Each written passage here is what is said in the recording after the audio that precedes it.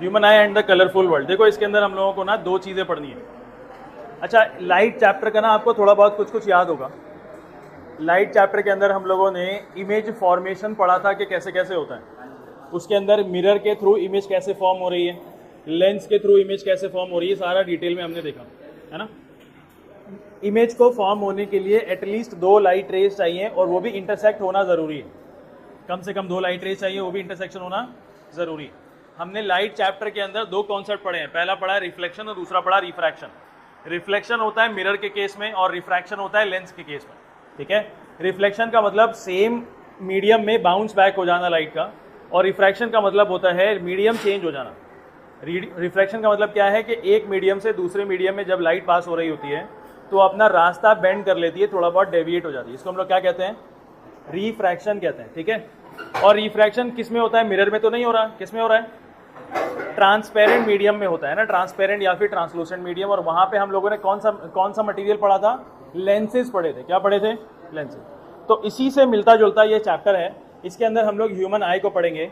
यहाँ पे भी हम लोग रिफ्रैक्शन वाला फिनोमिना ऑब्जर्व करेंगे, देखेंगे कि कैसे कैसे यहाँ पे चीज़ें हो रही हैं।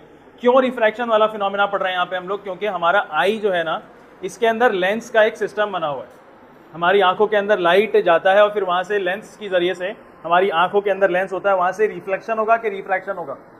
रिफ्रैक्शन होता है। लाइट बेंड होती है, लाइट बेंड होने के बाद कहीं पर जा करके इंटरसेक्ट करता है और वहाँ पे इमेज फॉर्म हो जाता है। आपने छोटी क्लासेस में पढ़ा हुआ है कि आई बॉल के अंदर एक छोटा सा एक स्क्रीन होता है, उसका नाम क्या होता है?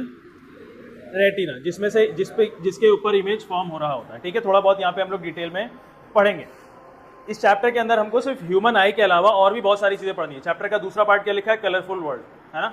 मतलब कि हमारी दुनिया में ना बहुत सारे अलग, अगर आप स्पेस पे जाओ तो वहाँ पे आपको आसपास में ब्लैक कलर के अलावा कुछ दिखता नहीं है, लेकिन जो धरती है इसमें हर वक्त अलग अलग कलर्स आपको दिख रहे होते हैं because of the presence of atmosphere.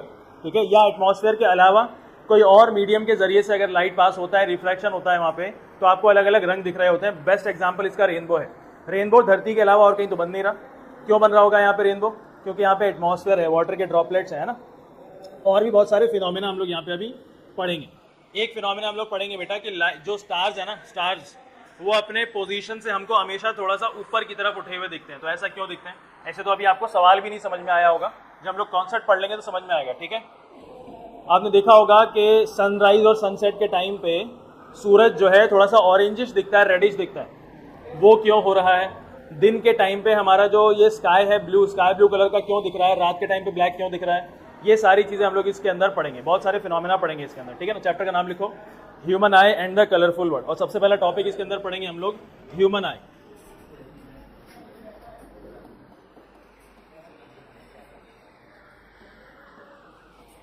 Human आई का टॉपिक निकाल लेते हैं सब।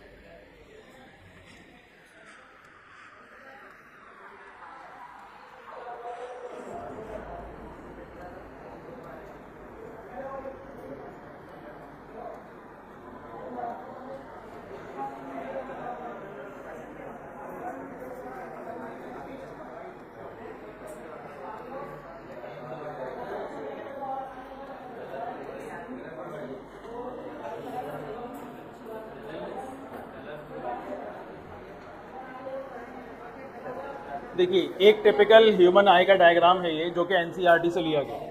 ये जो ह्यूमन आई है बहुत ज़्यादा कॉम्प्लेक्स स्ट्रक्चर है। इसके हम लोग ने बहुत सारे पार्ट्स के अलग अलग फंक्शंस पढ़ने हैं, नाम को याद रखना है। सबसे पहली बात, ह्यूमन आई के बारे में आप ये याद रखेंगे, इसके बारे में आप ये याद रखेंगे कि ये एक स्फेरिकल ऑर्गन है जो कि इंसानों को देखने की क्षमता प्रोवाइड करता है। इंसानों को देखने की क्षमता प्रोवाइड करता है ना। अगर लाइट ने, अच्छा ये तो लाइट के प्रेजेंस में ही काम करता है, ऐसा तो नहीं बगैर लाइट ये ह्यूमन आई आपको सब कुछ दिखाता रहेगा। तो लाइट का भी रोल है यहाँ पे। विदाउट लाइट अगर ह्यूमन आई प्रेजेंट है तो भी नहीं देख सकता। ठीक है ना। अच्छा, कोई भी इंसान ना चीज़ों को बहुत आसानी से उसको टच करके, फील करके समझ सकता है, आइडेंटिफाई कर सकता है, लेकिन उसका कलर कभी नहीं देख सकता। अगर आँख से नहीं देख रहा हो तो कलर नहीं पहचान सकता उसको। पहचान पाएगा क्या? कलर को पहचानने के लिए आपको क्या चाहिए? ह्यूमन आई तो चाहिए ही चाहिए। ठीक है, अब इसके अंदर हम लोगों को कुछ पार्ट्स पढ़ने हैं इसके बेटा। बहुत सारी छोटी क्लासेस के अंदर हमने काफ़ी बार इसको पढ़ा हुआ है, तो एक एक दो दो लाइन के अंदर इसको लिख के हम लोग खत्म कर देंगे। ठीक है ना। सबसे पहले देखो क्या आता है इसके अंदर। इसके अंदर ह्यूमन आई का ना एक बाहर का लेयर आता है। देखो सबसे ऊपर आपको आपके जो लेंस है, आपका जो बाहरी हिस्सा ह्यूमन आई का दिखता है आपको, इसके ऊपर एक प्रोटेक्टिव कवर है। इसका नाम क्या है? कॉर्निया, एक प्रोटेक्टिव कवर है, इसका नाम क्या है? कॉर्निया। कॉर्निया क्या करता है भाई, ये लाइट को ना ज्यादा से ज्यादा रिफ्रैक्शन कर चुका होता है, लाइट एंटर कर, अभी आई बॉल के अंदर लाइट गया नहीं है, लेकिन कॉर्निया लाइट को रिफ्रैक्ट कर चुका है। प्लस कॉर्निया का काम है बहुत सारे बैक्टीरिया से और जर्म से हमारी आई बॉल को प्रोटेक्ट करना, ठीक है, याद रहेगा। इसके बाद लाइट एंटर करती है बेटा, लाइट एंटर करती है तो यहाँ पे ना हमारे पास एक लेंस है, यहाँ पे हमारे पास एक लेंस है, लेंस, ठीक है, इसको कहते हैं हम लोग क्रिस्टलाइन लेंस। ये क्रिस्टलाइन लेंस से पहले कॉर्निया के अंदर में यहाँ पे एक ना, मान लो क्रिस्टलाइन लेंस की बात कर रहे हैं अभी हम लोग, तो ये क्रिस्टलाइन लेंस, ये जो चश्मे का लेंस है फ्लेक्सिबल नहीं है क्या? इसको आप तोड़ मरोड़ सकते हैं इधर उधर थोड़ा बहुत, नहीं फ्लेक्सिबल नहीं है, लेकिन जो लेंस आंखों के अंदर लगा हुआ है, आईज के अंदर लगा हुआ है, ये फ्लेक्सिबल है। क्या है? फ्लेक्सिबल है। ये अपना शेप थोड़ा थोड़ा चेंज करता रहता है depending upon the focal distance, focal length, ठीक है। हम लोग कई बार करीब की चीज़ों को फोकस करते हैं, कई बार दूर की चीज़ों को फोकस कर रहे होते हैं, तो ये अपना शेप चेंज कर रहा होता है with the help of some muscles. उन मसल्स का नाम कोई बताएगा क्या? Ciliary muscles. कई बार सिलियरी मसल्स ना अपने लेंस को बिल्कुल खींच देते हैं, पतला कर देते हैं लेंस को, ताकि दूर की चीज़ों को फोकस कर सके। और कई बार हम लोग जब करीब की चीज़ देख रहे होते हैं तो सिलियरी मसल्स रिलैक्स हो जाते हैं, ये लेंस को बिल्कुल नीचे की तरफ कर देते हैं, इसको मोटा कर देते हैं लेंस को, ताकि करीब की चीज़ के ऊपर फोकस कर सके। तो सिलियरी मसल्स का ये काम है, ठीक है। ये जो बेटा लेंस है ये फ्लेक्सिबल तो है, लेकिन इसके अंदर एक लिक्विड भरा हुआ है, ठीक है, जिसकी वजह से ये फ्लेक्सिबल है, इसको थोड़ा सा शेप देने की कोशिश करता है। उस लिक्विड का नाम क्या है? Aqueous humour. एक्वस ह्यूमर इसका नाम इसलिए क्योंकि इसका जो कंसिस्टेंसी है, इसका जो विस्कोसिटी है, बिल्कुल पानी की तरह मैच करता है, बिल्कुल पानी की तरह ही इसकी विस्कोसिटी कंसिस्टेंसी है ना ज़्यादा गाढ़ा ना ज़्यादा पतला। चलिए अब देखो, लाइट ना यहाँ से एंटर करेगी हमेशा, और लाइट जब एंटर करती है तो इसको ना सबसे पहले एक छोटा सा मसल दिखता है, डार्क कलर का मसल दिखता है। ये डार्क कलर का जो टिश्यू है, इसको कहते हैं हम लोग आइरिस। क्या कहते हैं? आइरिस। आइरिस क्या कर रहा है बेटा? आई को जो सामने वाला आंख है ना, ये आंख है, इसको थोड़ा सा कलर प्रोवाइड करता है। आइरिस क्या करता है?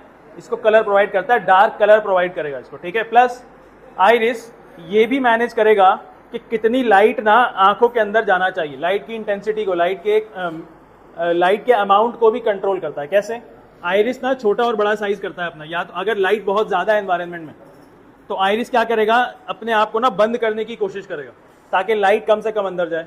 और अगर एनवायरनमेंट में डार्कनेस है, लाइट नहीं है बिल्कुल भी, तो आइरिस क्या करेगा, अपने आप को बिल्कुल रिलैक्स कर देगा, खोल देगा, ताकि लाइट ज्यादा से ज्यादा अंदर जाए और ज्यादा से ज्यादा चीजें हमको दिखने लगे, ठीक है।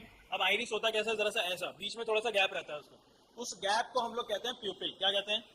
देखो यहाँ लिखा हुआ है प्यूपिल। प्यूपिल ना गैप है, यहाँ पे लेबलिंग में जरा एरो इधर उधर मार रखे हैं इसने, समझ में नहीं आएगा। ये जो गैप आपको दिख रहा है ना, गैप, इसको कहते हैं प्यूपिल, ठीक है। प्यूपिल कोई चीज नहीं है, कोई सब्सटेंस नहीं है, कोई मटेरियल नहीं है। प्यूपिल क्या है? गैप। प्यूपिल क्या है? गैप। और सब्सटेंस असल में क्या चीज है, उसके आसपास में एक टिश्यू का टुकड़ा, वो क्या है, नाम उसका? आइरिस। याद रहेगा। प्यूपिल के साइज को कौन मैनेज कर रहा है? आइरिस। प्यूपिल क्या है? छोटा सा एक गैप। गैप। उस गैप को कहते हैं हम लोग एपर्चर। क्या कहते हैं? एपर्चर। क्या कहते हैं? एपर्चर। कभी सुना है किसने वर्ड ये एपर्चर? पहले कैमरा में बहुत यूज होता है ये एपर्चर, ठीक है। वहाँ पे भी इसका मतलब यही होता है कि एपर्चर यानी कि उसका गैप और ओपनिंग कितनी है, ठीक है। हमने क्रिस्टलाइन लेंस पढ़ा, एक्वस ह्यूमर, प्यूपिल, आइरिस, कॉर्निया और सिलियरी मसल्स। इसके बाद पीछे की तरफ एक लेयर होती है, स्क्रीन की लेयर होती है, ठीक है। इसको हम लोग कहते हैं रेटिना। क्या कहते हैं? लाइट यहाँ से एंटर करेगा, रिफ्रैक्शन करेगा, और एक स्क्रीन पे जाकर के इंटरसेक्ट करेगा, रिफ्रैक्टेड लाइट्स इंटरसेक्ट करेंगी, मिल जाएंगी वहां पे जाकर। उस स्क्रीन को क्या कहते हैं हम लोग? रेटिना। ये रेटिना बेटा भरा हुआ होता है बहुत सारे सेल्स से। वो सेल्स होते हैं कोन और रॉड सेल्स, उसके बारे में भी हम लोग पढ़ेंगे, ठीक है। अब ये जो रेटिना है बेटा, ये इसके आसपास में सॉरी, ये जो रेटिना है, रेटिना जो पूरा स्क्रीन है ना, उसमें एक जगह ऐसी होती है जिसको हम लोग क्या कहते हैं? ब्लाइंड स्पॉट कहते हैं। ब्लाइंड स्पॉट कहते हैं, जरूरी नहीं है पढ़ना, लेकिन फिर भी बता दिया, 8th क्लास में था ब्लाइंड स्पॉट। ऐसी जगह रेटिना के ऊपर जहां पे कोई इमेज नहीं बन रही होती। रेटिना का बेसिक काम क्या है? इमेज बनाना, है ना। तो रेटिना पे एक छोटा सा ऐसा स्पॉट होता है जहां पे कभी कोई इमेज बनती नहीं, उसको हम लोग कहते हैं ब्लाइंड स्पॉट। क्या कहते हैं? ब्लाइंड। ये जो रेटिना है बेटा, ये जो रेटिना है, ये हमारे एक नर्व से जुड़ा हुआ है। क्या हम लोगों ने कुछ क्रेनियल नर्व्स पढ़े थे? क्या हम लोगों ने पढ़ा था कि क्रेनियम से निकलने वाले कुछ नर्व्स होते हैं, तारे होती हैं कुछ, वो निकलता है आंख की तरफ जुड़ता है, फिर नाक से जुड़ता है, कान से जुड़ता है, जबान से जुड़ता है, ये सारे पूरे हेड को कवर कर रहा होता है, सारे इन्फॉर्मेशन को रिसीव करने के लिए। तो ऐसे ही एक नर्व जुड़ा हुआ है मेरी, कहाँ से? आंख से जुड़ा हुआ है, आई से जुड़ा हुआ है। उसको हम लोग क्या कहते हैं? नर्व को ऑप्टिक नर्व कहते हैं। यहाँ पे जो इमेज क्रिएट हो रही है रेटिना पे, मेरा दिमाग ये इमेज देख नहीं सकता, लेकिन इसको सेंस जरूर कर सकता है। यहाँ पे इमेज जो बन रहा होता है ना, ये इमेज कन्वर्ट हो जाता है इलेक्ट्रिकल सिग्नल में और कहाँ पहुंचा दिया जाता है, ऑप्टिक नर्व में। और ऑप्टिक नर्व कहाँ से किससे कनेक्टेड है, ब्रेन इस इमेज को प्रोसेस कर लेता है। और आपको एक बात याद होगी कि रेटिना पे जब सामने इमेज बन रही होती है ऑब्जेक्ट की, तो वो उल्टी बन रही होती है, इन्वर्टेड, लेकिन फिर भी बाद में हमको सब कुछ सीधा क्यों दिखता है, बिकॉज वो हमको ब्रेन सीधा करके दिखा रहा होता है। याद रहेगा। अब ये जो आई बॉल है बेटा हमारा, इसका स्फेरिकल शेप मेंटेन रहता है ज्यादातर टाइम। इसका स्फेरिकल शेप मेंटेन क्यों रहता है, क्योंकि इसके अंदर भी एक लिक्विड भरा हुआ है। वो लिक्विड का नाम क्या है, विट्रस ह्यूमर। क्या नाम है, विट्रस ह्यूमर। इसकी कंसिस्टेंसी हनी लाइक है, जितना गाढ़ा शहद होता है वैसे ही इसकी कंसिस्टेंसी होती है। ठीक है, दो तरीके के ह्यूमर है, पहला एक्वस ह्यूमर और दूसरा विट्रस ह्यूमर। एक्वस ह्यूमर कहां पे मिलेगा आपको, क्रिस्टलाइन लेंस के अंदर। कैसा इसका कंसिस्टेंसी होगा, वाटर लाइक कंसिस्टेंसी होगा। और विट्रस ह्यूमर कहां पे होगा, आई बॉल के अंदर। इसकी कंसिस्टेंसी कैसी होगी, हनी लाइक कंसिस्टेंसी होगी। ह्यूमन आई समझ में आया थोड़ा बहुत, अब लिखना है इसके बारे में। ठीक है ना, एक एक करके लिखो, पॉइंट्स बनाओ। पहला है कॉर्निया, पहला लिखो कॉर्निया।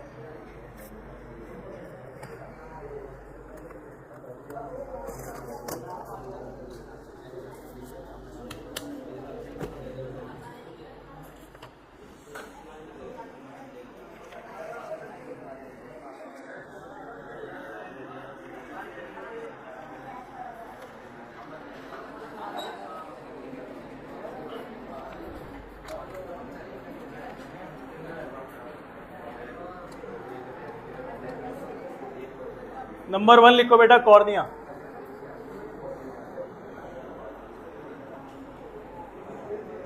इसके बारे में लिखो एक लाइन।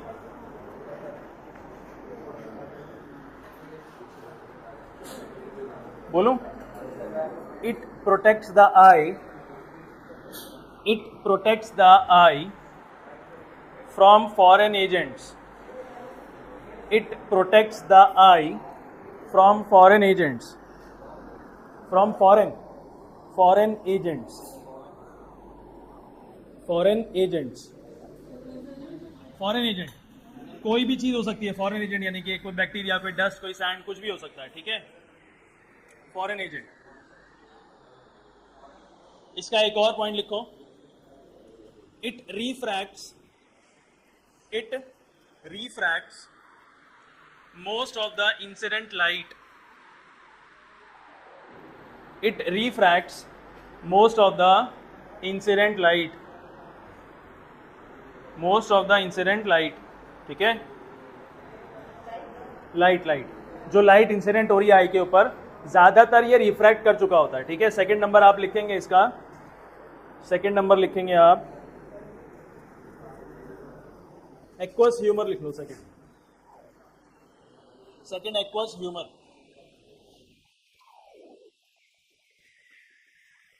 सेकंड लिख लो, aqueous humour.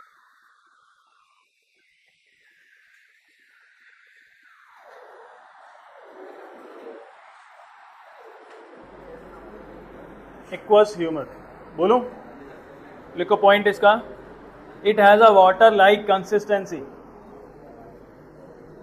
It has a water like consistency,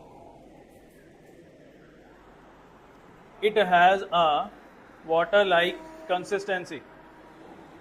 एक और पॉइंट लिखो इसका, it also maintains,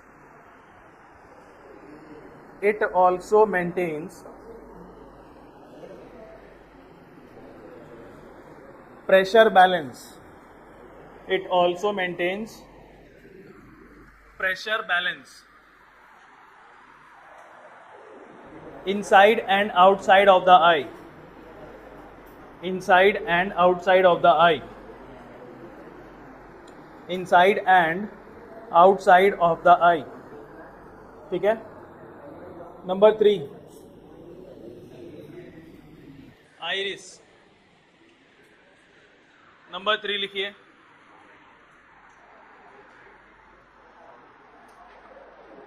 It is a muscular iris. Number 3. It is a muscular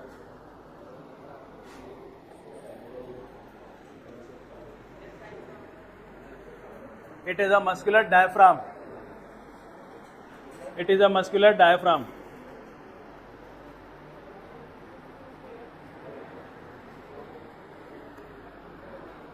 Muscular diaphragm which controls the size of pupil. Which controls the size of pupil. Which controls the size of pupil.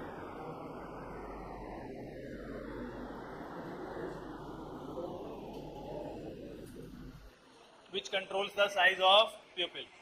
Next लिखिए बेटा number 4 pupil.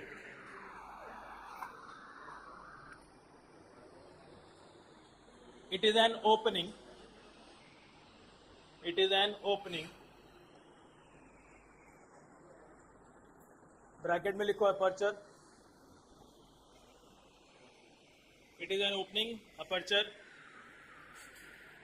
which regulates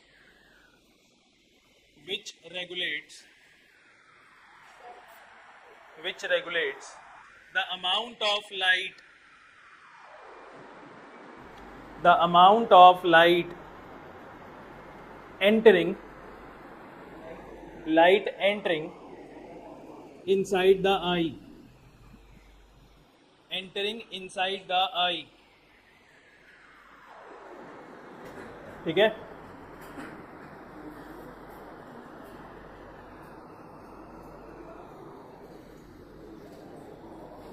Crystalline lens.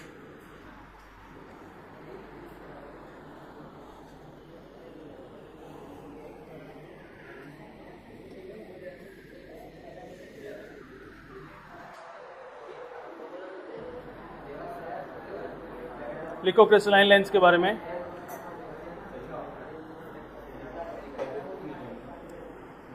It is a convex lens which refracts the light rays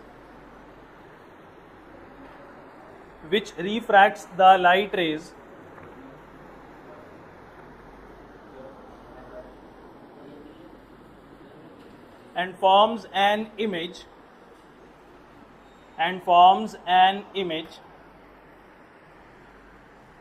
on retina. Forms an image on retina. Forms an image on retina. ठीक है? Next, ciliary muscles. Ciliary muscles.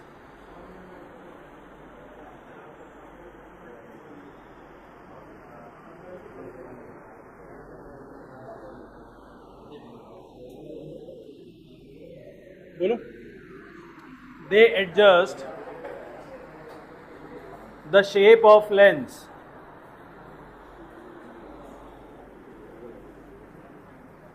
They adjust the shape of lens.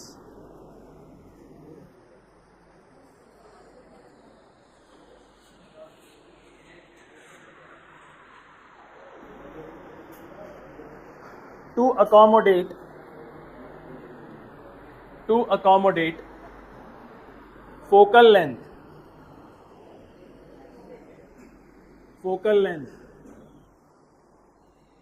of the lens.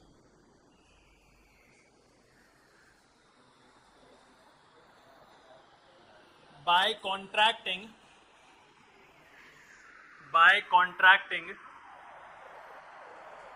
and expanding. By contracting and expanding. Contracting and expanding itself. Contracting and expanding itself. हो गया? अपने आप को ये contract यानी सिकोड़ लेता है या फिर एक्सपैंड कर लेता है, खींच लेता है, जिसकी वजह से ये जो लेंस है ये इसके शेप को एडजस्ट करता है। और क्यों कर रहा होता है? क्योंकि इसको फोकल लेंथ को अकोमोडेट यानी कि एडजस्ट करना होता है, ठीक है। चलिए नेक्स्ट क्या है बताओ, vitreous humour. Vitreous humour,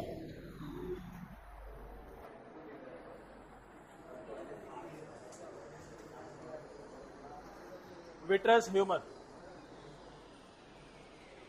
it exerts force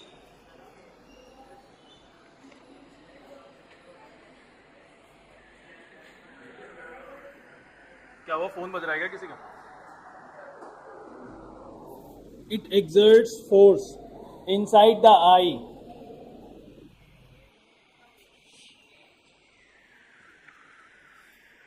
inside the I,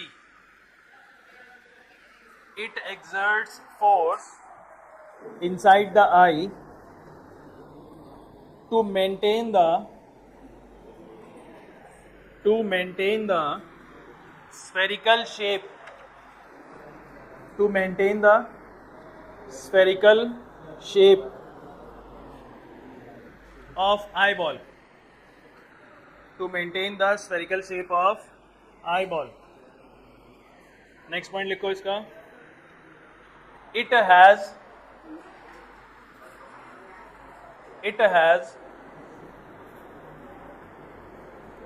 has honey like consistency.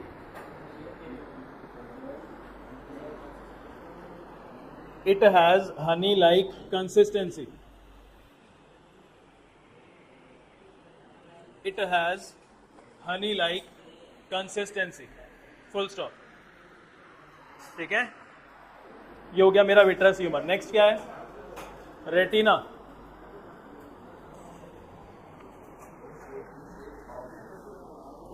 Retina क्या होता है? रेटिना तो अपने आप लिख सकते हैं आप लोग।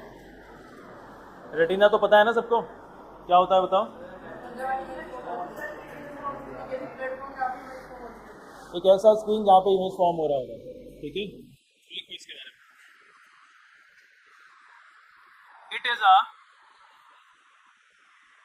it is a photoreceptive screen. It is a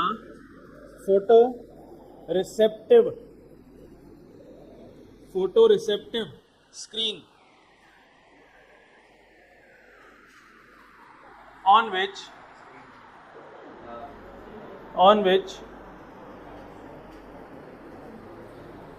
an image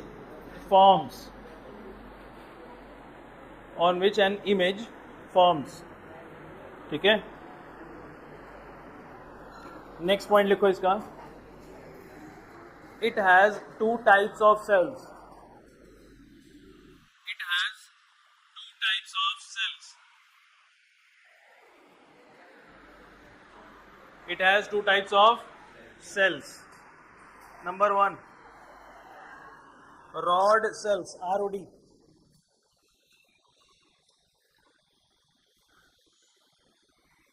Number 2, cone cells. Rod cells and cone cells. देखो rod cells के बारे में, rod cells के बारे में एक आगे लाइन लिख लो इसके।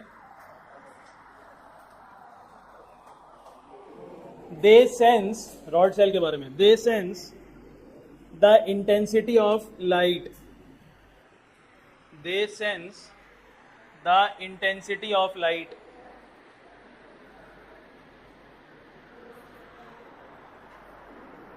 They sense the intensity of light.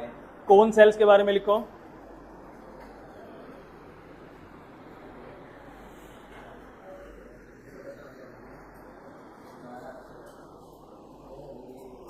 They sense colors. They sense colors, ठीक है। रॉड सेल्स लाइट की इंटेंसिटी को ऑब्जर्व करते हैं, सेंस करते हैं कि कितनी ज्यादा लाइट है, कितनी कम लाइट है, ठीक है। और जो कोन सेल्स है वो कलर को आइडेंटिफाई करते हैं। ये बताओ कि एक रॉड और कोन सेल्स में अगर बहुत ज्यादा कम लाइट है, बहुत ज्यादा डिम लाइट है, अंधेरा है, तो रॉड और कोन सेल्स में कौन सेल्स एक्टिवेट होंगे ज्यादा? क्यों? क्योंकि रॉड सेल्स का काम क्या है, लाइट की इंटेंसिटी को सेंस करना है, ठीक है ना। बहुत ज़्यादा लाइट है तो भी रॉड सेल्स उसको सेंस कर रहे होंगे, और बहुत कम लाइट है तो भी रॉड सेल्स कर रहे होंगे। कोन सेल्स का काम कलर को आइडेंटिफाई करना है, कलर को डिफ्रेंशिएट करना है। लास्ट क्या है हमारे पास, नंबर 9, ऑप्टिक नर्व।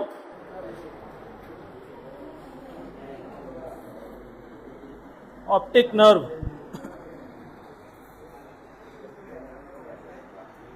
हो गया। ऑप्टिक नर्व लिखो ऑप्टिक नर्व के बारे में। It connects eye with brain. It connects eye with brain.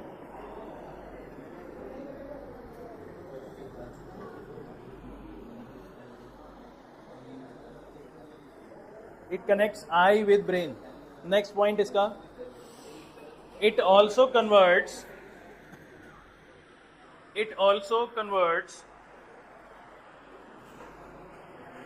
optical signals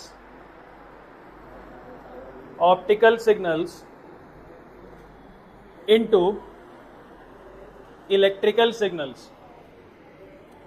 Optical signals into electrical signals and send it to brain. Send it to बोलो, पूरे human आई में किसी को कोई डाउट है? ब्लाइंड स्पॉट एनसीईआरटी में नहीं था तो इसलिए नहीं लिखवाया, ठीक है ना। अगर होगा भी तो देख लेंगे एक आध बार, न्यू एनसीईआरटी का पता नहीं है अभी। चलिए, हो गया बेटा ह्यूमन आई सबका। अब ह्यूमन आई का एक रफ डायग्राम घर से बनाना है आपको। ये वाला डायग्राम आपको दिख रहा है एनसीईआरटी में से निकालना। इसका एक रफ डायग्राम बनाएंगे सब घर पे। रफ का मतलब बिल्कुल ही रफ मत कर देना, थोड़ा बहुत सही इसमें लेबलिंग करना भी जरूरी है, ठीक है, ताकि आपको याद रहे कि कौन सी चीज़ कहाँ पे थी। बनाने के लिए नहीं आएगा, लेकिन आपको याद होना चाहिए कि कौन सा हम लोगों ने जो कंपोनेंट है आई का वो किस तरफ पड़ा हुआ है। ऐसा नहीं है कि आपको यहाँ पे ऑप्टिक नर्व की जगह कॉर्निया लिख के आ गए, कॉर्निया की जगह पे ऑप्टिक नर्व लिख के आ गए। अगर ये एक आध बार बनाया होगा तो हो सकता है ये याद रहे पेपर के टाइम पे, ठीक है ना। चलिए, ये हो गया मेरा बेटा ह्यूमन आई का कंप्लीट कंपोनेंट्स और स्ट्रक्चर। इसके बाद हम लोग पढ़ेंगे, एक टॉपिक है हमारे पास जिसका नाम है power of accommodation. Power of accommodation.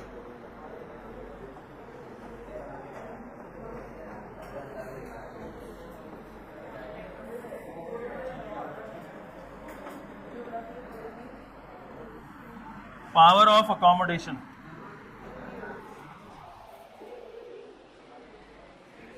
Accommodation को आप समझ सकते हैं एडजस्टमेंट्स।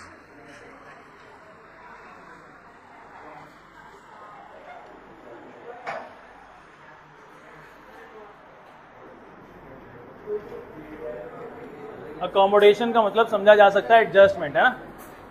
किसी चीज को अपने हिसाब से एडजस्ट कर लेना या जरूरत के हिसाब से एडजस्ट कर देना। अब यहाँ पे क्या चीज एडजस्ट हो रही होगी उसके बारे में हम लोग पढ़ते हैं। सबसे पहले डेफिनेशन लिखेंगे इसका क्या होता है। बोलूं, पेपर में कई बार सिर्फ डेफिनेशन लिखने के लिए आया है। इसमें पूरे टॉपिक में से सिर्फ डेफिनेशन लिखने के लिए आता है, कई बार आया। लिखिए definition. The ability of a eye lens, the ability of an eye lens, the ability of an eye lens to adjust its focal length, to adjust its focal length,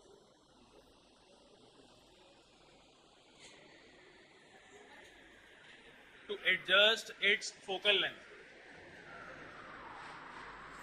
is called power of accommodation, is called power of accommodation, is called power of accommodation, ठीक है, is called power of accommodation। देखो, power of accommodation में lens का जो focal length है वो adjust हो रहा है। लेंस का फोकल लेंथ कब एडजस्ट होगा? जब लेंथ की शेप चेंज होने लगेगी। मान लो कि एक लेंस है जो बहुत ज़्यादा पतला है, तो इसका फोकल लेंथ हो सकता है बहुत आगे हो, और एक लेंस है जो बहुत ज़्यादा मोटा है, तो इसका फोकल लेंथ हो सकता है उसके करीब में ही हो। तो ये लेंस हमारी आंखों में दो अलग अलग तरीके के हैं क्या, या एक ही लेंस ये अपने फोकल लेंथ को बार बार एडजस्ट कर रहा है, एक बार अपने आप को पतला करके और एक बार अपने आप को मोटा करके। ये लेंस अपने आप को खुद से थिक और थिन नहीं कर सकता, इसमें एक मसल का रोल है। उस मसल का नाम क्या है, सिलियरी मसल्स। क्या नाम है? जब सिलियरी मसल्स, ये सिलियरी मसल्स इस लेंस को बिल्कुल खींच देते होंगे तो क्या ये पतला हो जाता होगा, और जब ये सिलियरी मसल्स लेंस को छोड़ देते हैं ऐसे ही तो क्या ये मोटा हो गया।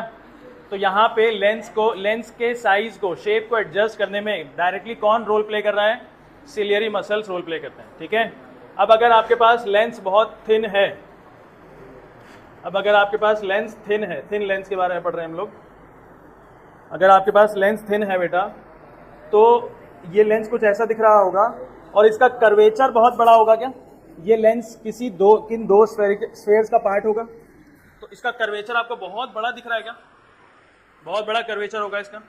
बहुत बड़ा कर्वेचर होने की वजह से इसका सेंटर ऑफ कर्वेचर भी दूर होगा। सेंटर ऑफ कर्वेचर का हाफ कर देंगे तो फोकल लेंथ मिलेगा आपको।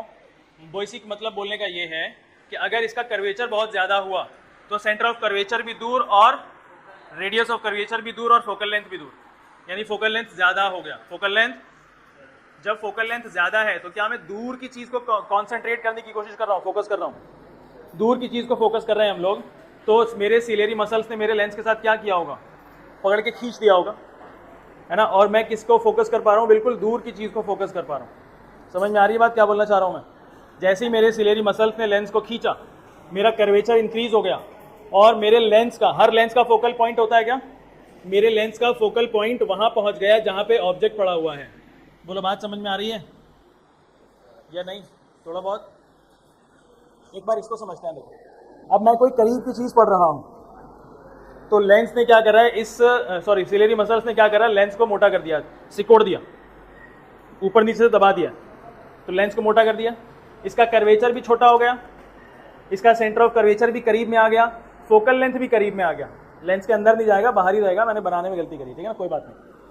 सेंटर ऑफ कर्वेचर भी करीब आया और फोकल पॉइंट भी करीब आया। मतलब क्या है कि कोई एक ऑब्जेक्ट है जो कि ये करीब में रह करके फोकस करने की कोशिश कर रहा है। बोलो बात समझ में आ रही है? समझ में आ रहा है कि नहीं? कोई डाउट है किसी को? जब आप किसी दूर की चीज़ को फोकस कर रहे होते हैं तो आपका लेंस कैसा होता है, लेंस कैसा होता है, लेंस कैसा होता है? जब लेंस थिन होता है बेटा तो इसका फोकल लेंथ ज़्यादा होगा कि कम होगा? याद रहेगा सबको? डाउट तो नहीं अफान? जब फोकल लेंथ पतला, जब लेंस पतला है तो फोकल लेंथ ज़्यादा है। फोकल लेंथ कैसा है? ज़्यादा। अब मुझे ये बताओ, पावर का फॉर्मूला क्या पढ़ा था लाइट चैप्टर में? पावर इज इक्वल्स टू 1 में फोकल लेंथ, वो सेंटीमीटर मीटर तो वहाँ देखेंगे हम लोग, वहाँ पे सिर्फ फॉर्मूला बताओ। सबको याद आ रहा है? P इक्वल टू 1 में F। ठीक, क्या वो पावर लेंस के लिए पढ़ा था हमने? तो ये भी एक लेंस है, इसके पास भी पावर होगा। अगर इस लेंस का फोकल लेंथ बहुत ज़्यादा है तो इसका पावर क्या होगा? क्योंकि इन्वर्सली प्रोपोर्शनलिटी है। तो ही समझ में आ रहा है? कोई दिक्कत? फिर से बताऊं? देखो, अगर हम लोग किसी दूर की चीज़ को फोकस कर रहे हैं तो मेरे सिलियरी मसल्स ने मेरे लेंस को खींच दिया, मेरा लेंस आई लेंस पतला हो गया, मेरे आई लेंस का कर्वेचर बहुत बढ़ गया, मेरा रेडियस ऑफ कर्वेचर भी बढ़ गया और फोकल लेंथ भी बढ़ गया, फोकल लेंथ ज़्यादा हो गया।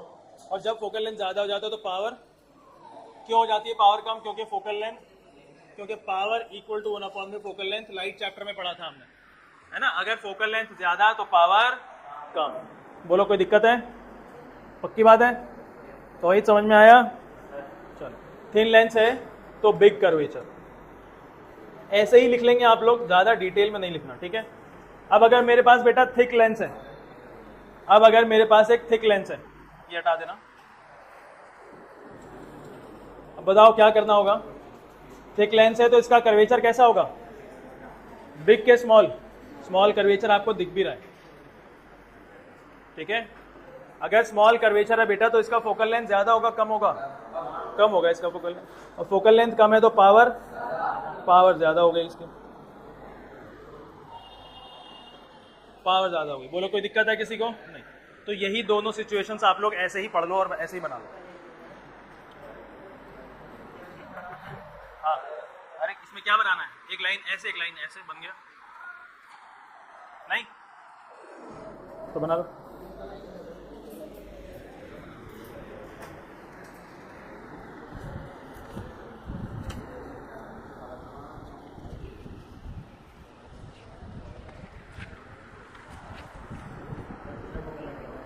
इस्माइल, साफ साफ नोट्स कौन से जन्म में बनाओगे ये बताओ। इस जन्म में तो मुश्किल लग रहा है मेरे को।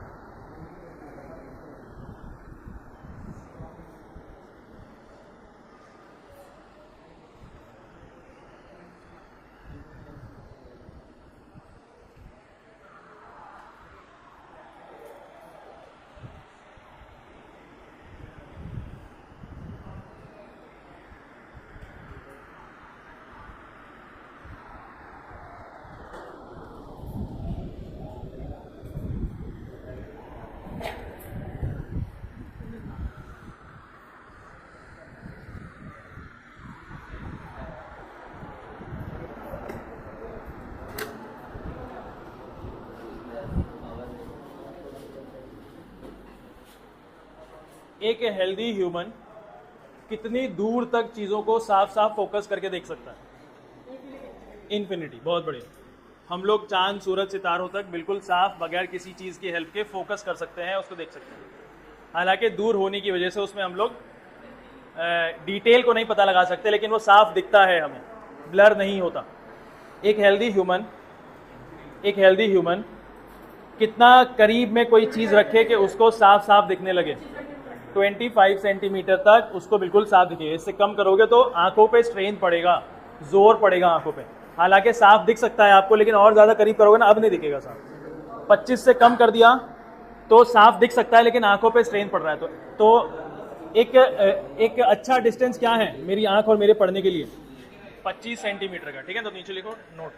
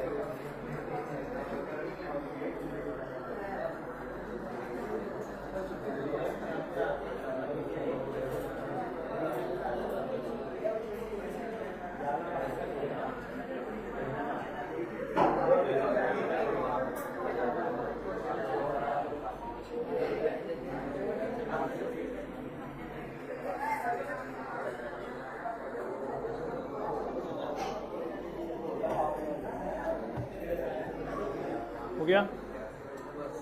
नेक्स्ट है, बस थोड़ा सा रह गया। आज के लास्ट टॉपिक पढ़ते हैं हम लोग, defects of vision.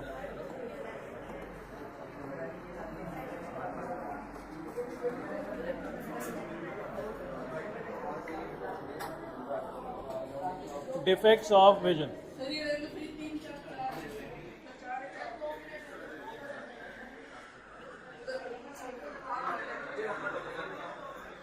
Defects of vision. देखो, नज़र में कोई ना कोई डिफेक्ट है। तुमने देखा होगा बहुत से लोग चश्मा लगाते हैं, मैं भी लगाता हूँ। तो ये कोई डिसीज नहीं है, कोई बीमारी नहीं है, बस लेंस में कोई दिक्कत है, कोई डिफेक्ट है। ठीक है, इसको कहते हैं डिफेक्ट्स ऑफ विजन। हमारे पास जनरली तो वैसे 3 डिफेक्ट्स ऑफ विजन ही पढ़ने हैं हमको, लेकिन चौथा एक्स्ट्रा पढ़ लेंगे हम लोग। लेकिन होते बहुत सारे डिफेक्ट्स हैं। ठीक है, हम लोग यहाँ पे अभी 3 पढ़ेंगे, चौथा आप लोग एक्स्ट्रा में पढ़ लेंगे। पहला डिफेक्ट ऑफ विजन देखेंगे आप, इसका नाम है मायोपिया। इसका नाम है मायोपिया। पहला डिफेक्ट ऑफ विजन, इसका नाम है मायोपिया। मायोपिया वो कंडीशन है, वो डिफेक्ट है आंखों का, जिसमें कोई भी एक इंसान दूर की चीज को साफ नहीं देख सकता। दिखेगा उसको लेकिन ब्लर दिखेगा। ठीक है, ये कंडीशन क्या कहलाती है?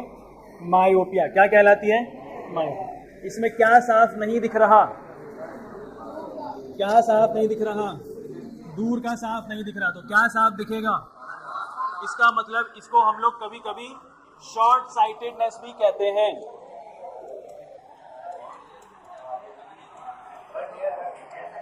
नियर साइटेडनेस, शॉर्ट लिख लो या नियर लिख लो, ठीक है। मायोपिया में दूर का साफ नहीं दिखता, करीब ले आओ तो साफ दिखेगा। इसका मतलब मुझको करीब का साफ दिखता है, तो इसको कभी कभार नियर साइटेडनेस या फिर शॉर्ट साइटेडनेस भी कहते हैं, ठीक है। इसकी डेफिनेशन लिखिए। It is a kind of defect in human eye due to which a person can see nearby objects clearly but cannot see distant objects clearly. It is a kind of defect in human eye due to which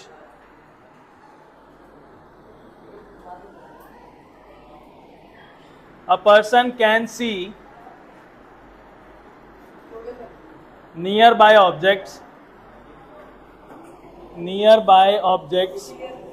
clearly but cannot see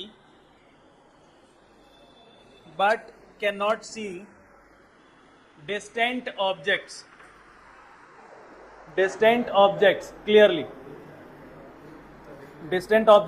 clearly, ठीक है। ये इसकी हो गई definition. नीचे इसका reason लिखेंगे। इसमें रीजन क्या है? रीजन, इसका रीजन क्या होता है बच्चे? ऐसा क्यों हो जाता है? इसका रीजन ये है, पहला reason excessive curvature of eye lens. Excessive curvature of eye lens, excessive curvature of eye lens, ये पहला रीजन है। कौन बताएगा मुझे excessive curvature of eye lens का मतलब? आई लेंस पतला हो गया क्या मोटा? एक्सेसिव कर्वेचर कहां पे मिला था हमको? एक्सेसिव कर्वेचर यहां मिला था कि यहां मिला था?